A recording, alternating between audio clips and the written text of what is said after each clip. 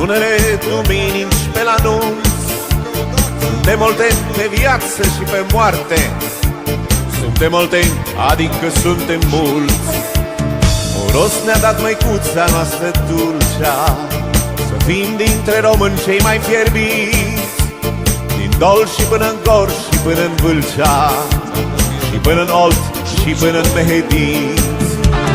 Oltenia eterna terra nova, un cântec care astăzi și privit, ai Universitatea Hai Craiova, tu campioana unei mari iubiri.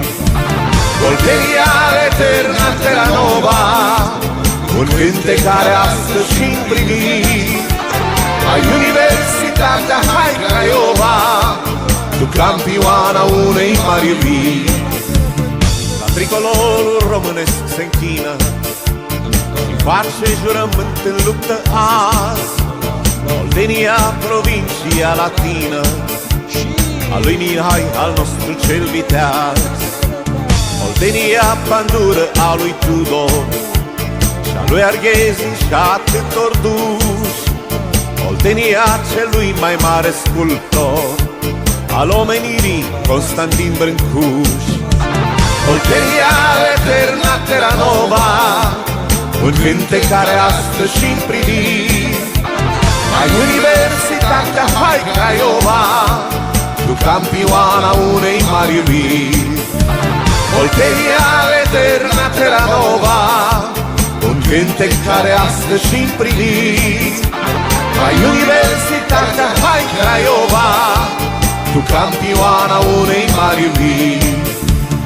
Salut frater Moldovă, Bucovină, salut frater Ardeal și tu Banat, Muntenie și Dobroge Senină și Maramureș neîngenunchiat.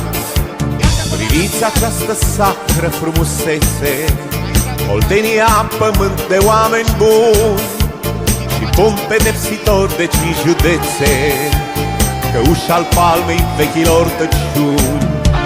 Oltenia eterna terra nova, un cântec care astăzi și-n privit, ai Universitatea Hai Craiova, tu campioana unei mari iubiri.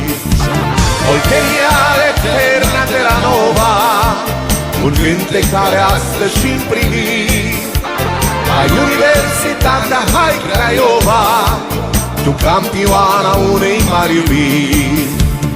Oltenie, suntem în matca noastră, Oltenie am fost și așa vom fi, iar flamura roș-galbenă albastră se oglindește bine și în zi.